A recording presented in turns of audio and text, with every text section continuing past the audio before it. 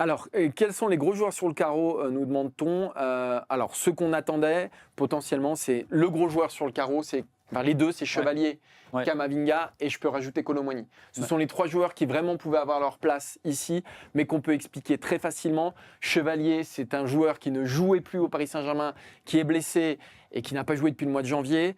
Camavinga, c'est un joueur qui fait une mauvaise saison au Real Madrid et qui, même au mois de mars, avec l'équipe de France lors du rassemblement aux États-Unis, n'avait pas convaincu dans l'intensité, dans ce qu'il mettait, ça ne suffisait pas.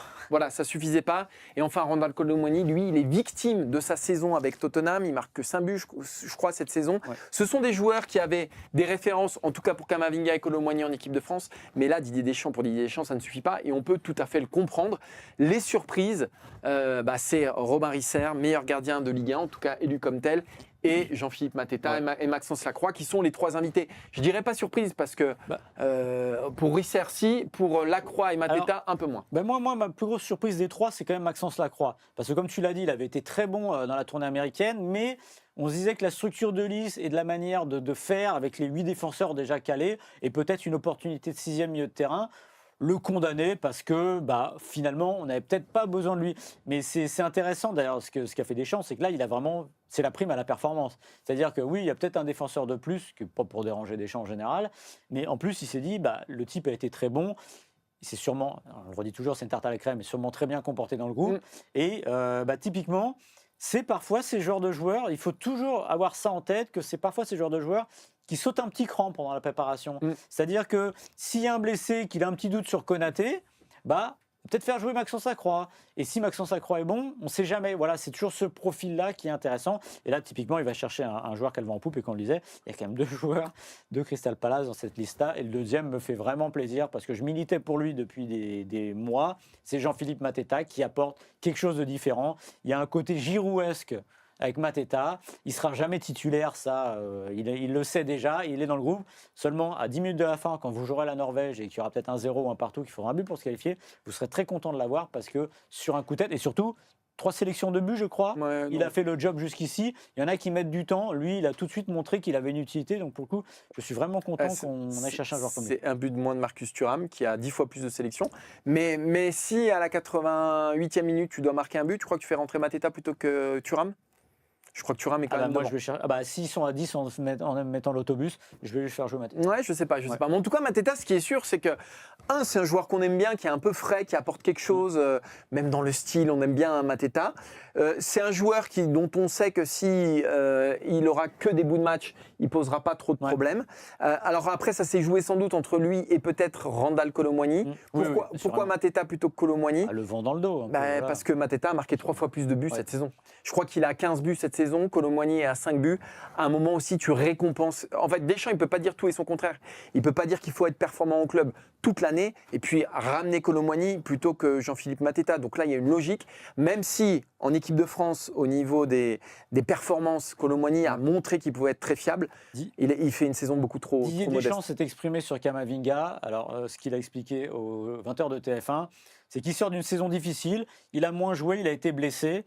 J'ai une structure de liste à faire répartir entre les défenseurs, les milieux et les attaquants. J'imagine sa déception ce soir. Mais alors ça, on y reviendra là-dessus. D'ailleurs, il va donner une conférence de presse après, Didier Deschamps, sur la structure de liste, parce que c'est vrai que là, encore une fois, je le redis, c'est au-delà des noms, c'est presque de partir. Je trouve que c'est 5 milieux de terrain, même si dans sa tête, je suis à peu près persuadé que pour lui, Doué, ça peut descendre d'un cran. C'est peu, ça me fait penser, alors toute proportion gardée, parce qu'il n'y a pas le même risque, à la liste de Blanc à l'Euro. Il faut rappeler que Blanc à l'Euro 2012, il part avec 3 centraux seulement. Ce qui paraît complètement dingue et ce qui finit par les punir, évidemment, quand arrivent les quarts de finale. Non, mais ce qui est important de dire, c'est qu'avec cette structure de liste-là et les 5 milieux seulement, ça veut dire que l'équipe de France est partie pour jouer en 4-2-3-1. Ça veut dire que l'équipe de France est partie pour jouer à 4 attaquants. Et ce qu'on dit depuis des mois, Cyril ou Maxime, vous êtes partisans de cette thèse-là, de dire quand même Didier Deschamps. En tout cas, on n'est jamais certain à 100%. Mais ce que cette liste-là nous prouve, c'est qu'aujourd'hui, l'idée de Didier Deschamps, c'est de partir avec 4 attaquants. Pourquoi il fait ça ? Parce que la force de cette équipe de France, c'est son potentiel offensif. C'est Cherki, c'est Olysée, c'est Dembélé, c'est Mbappé, c'est Doué, c'est tous ces mecs-là.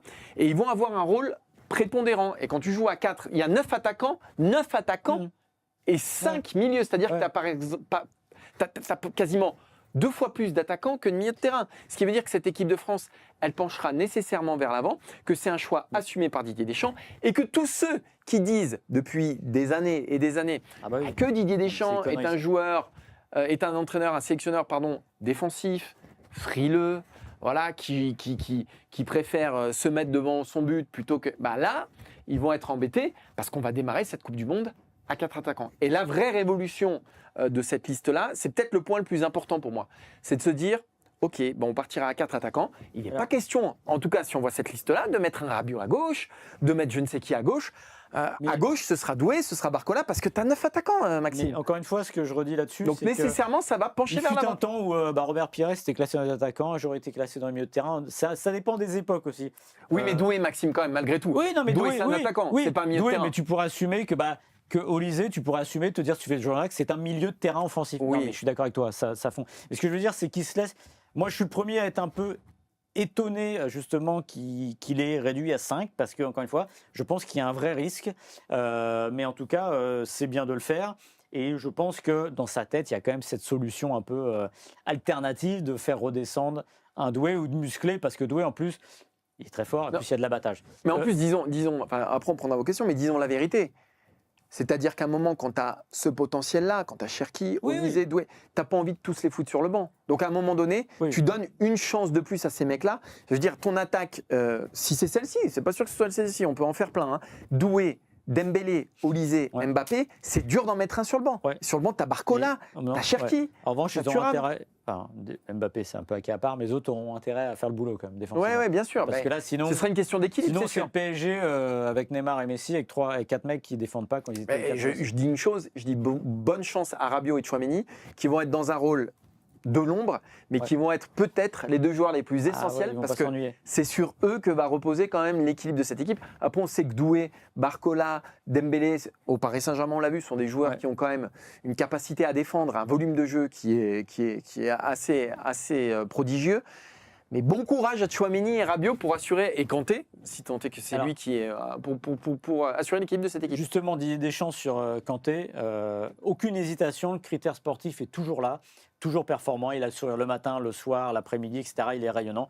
Peu importe la situation, aucun problème, tout lui va bien. Oui, c'est vrai que lui, pour le coup, il ne pose pas de problème dans le groupe. Alors, il y a un truc, on a remarqué avant de faire l'émission, la liste, qui est marrant, et alors, il y a un petit lien, c'est l'effet JO 2004 sur cette équipe. C'est-à-dire qu'on a quand même 6 joueurs qui étaient au jeu. Alors, pour une équipe de France bis, alors évidemment, Olysée, qu'il soit allé au jeu, qu'il ne soit pas allé au jeu, il aura explosé, ça, il n'y a pas de problème. Mais on a quand même Olysée, Mateta, Doué, Koné, Akliouche et Cherki qui ont gagné un peu. C'est beaucoup. C'est beaucoup, c'est exceptionnel. Si on vous avait dit en 2024 que 2 ans plus tard, à la Coupe du Monde, il y aurait ce type de joueur, alors il y en a, c'était plausible, et encore il y a la structure de la liste, mais en tout cas, il y a eu un vrai effet. Je dirais qu'un Koné ou un Mateta ont beaucoup gagné en jouant les jeux, comme quoi c'était pas inutile. À bon entendeur, salut pour ceux qui n'avaient pas hyper envie ou les clubs qui ne les envoyaient pas.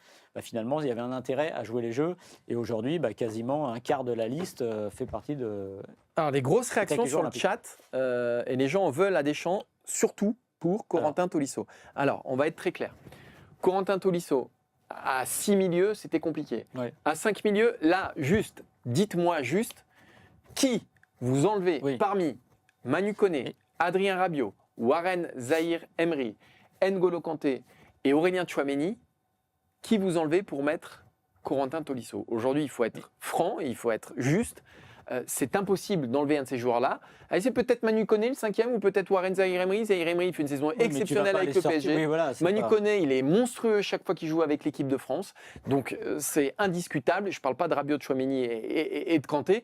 Donc aujourd'hui, c'est impossible à défendre. Et même s'il y en avait eu un 6e, encore une fois, je redis pour ceux qui n'étaient pas là tout à l'heure, Corentin Tolisso, il est bon à Lyon aujourd'hui dans un rôle qu'on ne lui réclame pas en équipe de France. C'est-à-dire qu'il est un peu plus haut dans un rôle d'organisateur, parfois de finisseur à Lyon. Deschamps, ce qu'il veut, il n'y aura que 2 milieux de terrain. Donc les deux, il va falloir que ce soit des soutiers, il va falloir qu'ils mettent de la castagne pendant 90 minutes. Et Tolisso, il est moins dans ce profil-là qu'un Manu Koné, par exemple. Donc, zéro scandale à ne pas voir Tolisso dans la liste. Et je le redis, on en a parlé un peu avant, Tolisso, aujourd'hui, aussi polyvalent soit-il, Tolisso ne répond pas à un besoin de Deschamps. C'est-à-dire que, tu l'as dit, il a besoin de soutier, il a des joueurs offensifs. Et c'est paradoxal, ce que je veux dire, mais ce qui pénalise peut-être Tolisso, c'est cette polyvalence. C'est-à-dire qu'aujourd'hui, il n'a pas besoin d'une solution à tous les postes parce que finalement, vous voyez la liste, les soutiers, il les a, les récupérateurs, il les a. Il a un Rabiot qui est capable de mettre du lien offensivement. Et devant, il a ces joueurs comme Doué qui peuvent un peu reculer, aider. Il a Cherki, il a Olysée, il a des numéros 10. En fait, finalement, le besoin de Tolisso n'est pas prégnant tel qu'il aurait pu être il y a quelques mois auparavant, quand Olysée n'était pas encore là, quand on disait oui, ce milieu de terrain n'est pas assez créatif. Le problème de l'équipe de France, Là, c'est il pas est la créatif, création. ouais. Il y a ce qu'il faut pour ça. Enlève Marcus Thuram et tu mets Tolisso, nous dit Ah oui, mais Loki. non, mais oui, Il y a 9 défenseurs, tu Oui, enlèves alors. Hernandez et tu mets Tolisso. Tu enlèves Akliouche et tu mets Tolisso. Non, mais encore une fois, s'il y a 5 milieux défensifs, c'est parce que l'équipe de France va jouer avec 2 milieux défensifs. Donc ça sert à rien d'en mettre 6. Donc, alors qu'il va y avoir 4 attaquants. Donc c'est pour ça que c'est ce qui explique qu'il y ait beaucoup plus d'attaquants que de milieux de terrain. Donc c'est pas comme ça en fait qu'il faut interpréter les choix de Didier Deschamps. Oui, Tolisso a fait une saison exceptionnelle. Oui, Voilà, il a mais tout voilà. fait pour être en équipe de France. L'équipe de France aujourd'hui, telle qu'elle est constituée, Voilà, c'est ça. avec les individualités et avec le style de jeu qu'elle va adopter aux États-Unis, c'est triste à dire pour lui, mais n'a pas besoin Voilà. de Corentin Tolisso. Oui, c'est exactement ça. Tolisso a-t-il le niveau de l'équipe de France? A-t-il fait ce qu'il fallait? Oui. L'équipe de France de Didier Deschamps, telle qu'elle est constituée, a-t-elle besoin de Corentin Tolisso? Non, c'est cruel, mais c'est ainsi. Deschamps ne peut tout simplement pas blairer les Lyonnais, nous dit New Caledonia. Je crois qu'il allait un tout petit peu plus loin que ça. Montrez-nous la compo SVP. Alors regardez, Bravo. tous les noms défilent en bas. Vous les avez en dessous. Bravo d'ailleurs à Marco Popovic pour ce bel ouvrage. Vous avez les 26 ouvrages, noms. il écrit très vite. On a la déclat, on va vous remontrer, on vous l'a dit tout à l'heure à l'oral, mais on a la déclat de Didier Deschamps sur Camavinga, qui évidemment, ce soir, Camavinga est sans doute le joueur le plus déçu, ce qu'on peut comprendre. Il sort d'une saison difficile, il a moins joué avec des blessures, c'est un joueur qui est venu très tôt avec nous, c'est encore un jeune joueur. Ça, c'est pour lui dire, écoute, tu auras d'autres Coupes du Monde. Mais ça c'est pas audible. Parce que Anelka, on lui disait, tu auras d'autres Coupes du Monde en 98. Oui, il y en a une autre, mais il aurait mieux fait de l'éviter, donc ça ne sert à rien. J'ai des choix à faire, une structure de liste à répartir, milieu, défenseur, attaquant. Je comprends et j'imagine sa déception ce soir. Alors, ce qui est intéressant dans cette déclaration de Didier Deschamps, c'est qu'il est clair que Camavinga a été sacrifié sur l'autel du 4-2-3-1. Voilà. La France joue en 4-2-3-1. On supprime un milieu de terrain. On n'en a pas besoin de. Et le 6e, c'était Camavinga. C'est ce qu'il dit dans cette déclaration-là. Ce qui est terrible pour Camavinga, c'est que finalement, la chance, il l'a laissé passer trop de fois. C'est un joueur, Camavinga. Il arrive en équipe de France, il a explosé. À la Mbappé, à la Dembélé. On s'est dit, OK, ce milieu de terrain, ce sera celui d'Eduardo Camavinga. C'était assez clair. Je crois qu'il met un retourné acrobatique ou quelque chose comme ça très vite. Il me semble que sa première sélection, il marque contre l'Ukraine. Voilà, donc tout de suite, il est de mémoire excellent. Il part au Real Madrid et franchement, il a eu raison. Ah oui. Et depuis, mais depuis qu'il est au Real Madrid, qu'est-ce qui se passe? La première saison, on se disait, OK, il va se faire sa place petit à petit. Modric, Casemiro, Kroos, il y a du monde. Ces gens-là partent, c'est pas lui qui prend le pouvoir. Donc déjà, au niveau du club, voilà, il était toujours dans un rôle un peu d'entre-deux. Il y a eu énormément de blessures, ce qui n'a pas facilité, elles n'ont pas facilité sa carrière. Mais chaque fois qu'il a joué, que ce soit en équipe de France ou au Real Madrid, il n'y a jamais eu d'évidence Camavinga comme ça a été le cas au début. Et donc l'évidence s'est peu à peu étiolée. Deschamps a continué à le garder dans le groupe, mais là arrive un moment charnière, faire un choix pour une Coupe du Monde, si tu dois supprimer, et par exemple c'est Manu Koné. Manu Koné et Zahir Emery lui ont complètement grillé la politesse alors qu'il avait des semaines, des années, des mois d'avance Camavinga sur Koné ou sur Zahir Emery. Zahir Emery, qu'est-ce qui s'est passé? C'est le bon exemple pour Camavinga. Zahir Emery, il a explosé lui aussi. Il a eu beaucoup de difficultés l'année dernière. Cette année, il s'est remis complètement dedans et il a doublé Camavinga. Et c'est vrai que c'est terrible pour Camavinga qui avait un boulevard devant lui, mais ça prouve que c'est impossible de prédire des carrières. Il rate la coupe, il était là à la Coupe du Monde 2022, il rate la Coupe du Monde 2026, mais très franchement, il n'y a rien à dire. Il fait une saison mauvaise au Real Madrid et il n'a pas montré suffisamment en équipe de France. Il y a un autre joueur qui cristallise un peu vos reproches dans cette liste, c'est Théo Hernandez. J'ai Jérém Davis qui dit Udol méritait bien plus que les Hernandez, notamment, et évidemment, Camavinga est un bien meilleur défenseur gauche que Théo Hernandez. Alors, je ne sais pas si j'irai jusque-là, mais en tout cas, oui, c'est sûr que Théo Hernandez, il est là par la force de l'habitude, il est là parce que le réservoir à gauche n'est pas énorme. Udol n'a pas eu sa chance. C'est vrai qu'on peut regretter que Udol n'ait pas eu sa chance à un moment. Un peu comme Maxence Lacroix. A priori, ça n'aurait pas été délirant de le voir un jour jouer. Et peut-être que s'il avait été bon, on aurait ouvert d'autres. Oui, mais le problème d'Udol, c'est qu'aussi, il est bon dans une. Enfin, mais Risser, c'est pareil. Il y a un moment, si tu leur donnes pas leur chance, et c'est un peu comme le Paul, et c'est des gens, c'est toujours le fameux. il est certain que si Chevalier avait joué 1 ou 2 matchs avant la fin de saison, il n'y aurait pas eu Risser, on ne se serait pas posé la question. Mais c'est vrai qu'on aurait bien aimé, parce que moi à gauche, je milite pour Digne, qui aujourd'hui donne le plus de garanties, le plus de solidité, alors que Théo Hernandez, bah voilà, c'est bien en 3-5-2, mais on ne joue plus en 3-5-2, et quand il faut défendre, c'est un peu plus compliqué. Et que c'est un joueur qui, finalement, est parti dans un championnat secondaire et fait des saisons moyennes. Donc c'est vrai qu'on pouvait se poser la question de l'amener.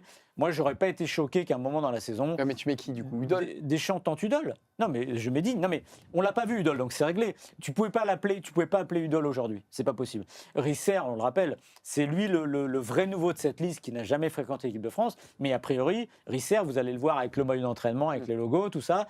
Il va aller entraîner les 2 autres, mais il ne jouera pas.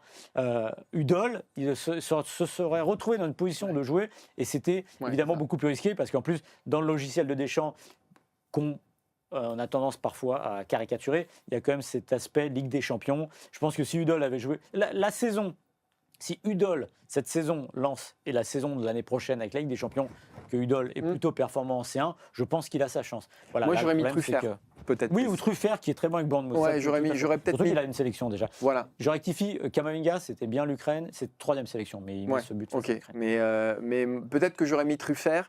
Ce qui est sûr, moi j'en ai l'intime conviction, c'est que du fait qu'on puisse mettre Warren Zaïre-Emery à droite, je pense que le point faible de cette équipe de France, c'est quand même l'arrière-gauche.